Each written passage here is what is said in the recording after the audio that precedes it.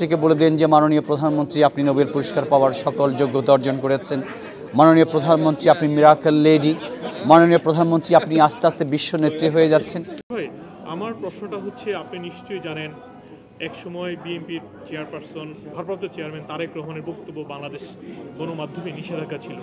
ঠিক আমরা এখন দেখেছি যে একইভাবে শেখ হাসিনার বক্তব্যগুলো নিষেধাজ্ঞা বা বক্তব্য প্রচারে নিষেধাজ্ঞা দিয়েছে, তবে সেখানে বলা ছিল যে বিদ্বেষমূলক বক্তব্য। কিন্তু এই নিষেধাজ্ঞা দেওয়ার পরে এখন পর্যন্ত আমরা কোনো গণমাধ্যমে তার বক্তব্য প্রচারে আমরা দেখিনি। এই ক্ষেত্রে গণমাধ্যমের স্বাধীনতা হস্তক্ষেপ হয়েছে কিনা, আপনি কি বলবেন এই বিষয়ে? অনেক ধন্যবাদ হান্নান ভাই, খুবই সময়োপযোগী প্রশ্ন এবং অত্যন্ত তাৎপর্যপূর্ণ এই প্রশ্ন। বিশেষ করে গণমাধ্যমের স্বাধীনতার প্রশ্ন যখন আসে, আপনার মত প্রকাশের স্বাধীনতার প্রশ্ন যখন আসে, আমি একজন সাংবাদিক হিসেবে, বাংলাদেশের একজন নাগরিক হিসেবে একই সঙ্গে যে কথা বলতে চাই, আমার কাছে মনে হয় যে রাষ্ট্র যদি মত প্রকাশের স্বাধীনতায় বিশ্বাস করে তাহলে এরকম কোনো সিদ্ধান্ত নিতে পারে না, কারণ প্রত্যেক নাগরিকের তার মত প্রকাশের স্বাধীনতা আছে।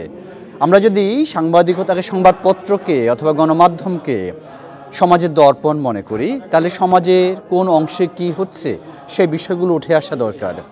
একজন শেখ হাসিনা অপরাধী হতে পারেন, কিন্তু আদালত কর্তৃক কিন্তু এখন পর্যন্ত তিনি অপরাধী সাব্যস্ত হননি। সুতরাং তার বক্তব্য প্রচারে এভাবে কোনো নির্দেশনা দিয়ে দেওয়া আমার কাছে মনে হয় যে এটা সরাসরি গণমাধ্যমের স্বাধীনতায় হস্তক্ষেপ। তো একইভাবে তারেক রহমানের ক্ষেত্রেও একথা প্রযোজ্য। আমি একজন সারওয়ারি আলম, একজন নাগরিক হিসেবে, অথবা একজন হান্নান, আপনি একজন সাংবাদিক হিসেবে, প্রত্যেকের ক্ষেত্রে এই কথা সমানভাবে প্রযোজ্য। আমার কাছে মনে হয় যে এটা ব্যক্তির মত প্রকাশের স্বাধীনতা যেভাবে খর্ব হয়, একই সঙ্গে গণমাধ্যমের স্বাধীনতাও কিন্তু এখানে লঙ্ঘিত হয়। সরভাই, আপনি বক্তব্যের সময় আরও কিছু প্রসঙ্গ নিয়ে এসেছিলেন, বিশেষ করে শেখ হাসিনার যখন প্রেস কনফারেন্সগুলো হয়েছে সেখানে সাংবাদিকদের ভূমিকা বা প্রশ্ন নিয়ে আপনি কিছু তুলে ধরেছেন, যে কয়েকটা বিষয় আপনি তুলে ধরেছেন। সেই বিষয়টা আমাদেরও কোনো সাংবাদিকদের কোনো এখানে দায়বদ্ধতা রয়েছে? দায়বদ্ধতা বলতে আসলে আমরা তো সাংবাদিক সমাজকে বলি জাতির বিবেক। এখন প্রশ্ন হলো যে আমাদের আসলে কাজ কি? নৈতিকভাবে আমাদের কাজ হলো যে সমাজের কোথায় কি ঘটছে প্রকৃত চিত্রটাকে তুলে ধরা। কিন্তু বিগত সরকারের আমলে প্রধানমন্ত্রীর সংবাদ সম্মেলনে আমরা যেটা দেখলাম, কিছু সাংবাদিক প্রশ্ন করার নামে সেখানে যে প্রধানমন্ত্রীর আপনার প্রশংসা করা শুরু করে দেন। প্রধানমন্ত্রীকে বলে দেন যে মাননীয় প্রধানমন্ত্রী আপনি নোবেল পুরস্কার পাওয়ার সকল যোগ্যতা অর্জন করেছেন। মাননীয় প্রধানমন্ত্রী আপনি মিরাকল লেডি। মাননীয় প্রধানমন্ত্রী আপনি আস্তে আস্তে বিশ্ব নেত্রী হয়ে যাচ্ছেন। মাননীয় প্রধানমন্ত্রীকে রক্ষা করার সকল দায়িত্ব এখন সাংবাদিকদের, যেটা আবেদ খান সাহেব বলেছেন জুলাইয়ের কোনো একটা এডিটর্স গিল্ডের অনুষ্ঠানে।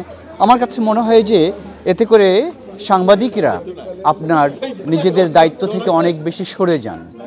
তাদের আর নিরপেক্ষতা থাকে না। তো নিরপেক্ষতা ধরে রাখা কিন্তু সাংবাদিকদের জন্য খুবই গুরুত্বপূর্ণ। তাহলে মানুষ আপনাকে বিশ্বাস করবে কেন যদি আপনার নিরপেক্ষতা না থাকে? এখানে একটি বিষয় আমি তুলে ধরতে চাই, সেটা হচ্ছে যে প্রত্যেক সরকারই বাংলাদেশের গত 5 দশকের রাজনীতি যদি আপনি লক্ষ্য করেন, দেখবেন যে প্রত্যেক সরকারই একটা বেনিফিশিয়ারি গোষ্ঠী তৈরি করে তার নিজের সুবিধার জন্য। রাজনৈতিক দলের পাশাপাশি এই বেনিফিশিয়ারি গোষ্ঠী তৈরি করে শিক্ষক সমাজে, সাংবাদিক সমাজে, বিশেষ করে বুদ্ধিজীবী যদি আমি বড় অর্থে বলি, ব্যবসায়ী সমাজে, লেখক সমাজের মধ্যে তো অবশ্যই আছে, শিল্পী সাহিত্যিকদের মধ্যেও কিন্তু আপনি খেয়াল করেন যে আমরা আজকে বিভাজিত হয়ে গেছি, আওয়ামী লীগ, বিএনপি, নানান মতে নানান পথে। তো এটা কিন্তু সমাজের জন্য মারাত্মক রকমের একটি বার্তা। আমি মনে করব যে এই জায়গা থেকে আমাদের শিক্ষক সমাজকে বের হয়ে আসতে হবে। রাজনৈতিক দলগুলো হয়তো চেষ্টা করবে, কিন্তু আমরা কতটা সেই গড্ডালিকে প্রবাহে গা ভাসাবো, কতটা তাদের সঙ্গে আমরা যাব, এই বিষয়ে আমার কাছে মনে হয় যে আজকে সাংবাদিক সমাজ সহ সকলেরই, বিশেষ করে যাদের আমরা বুদ্ধিজীবী বলি, তাদের সিদ্ধান্ত নেওয়ার সময় এসেছে। অনেক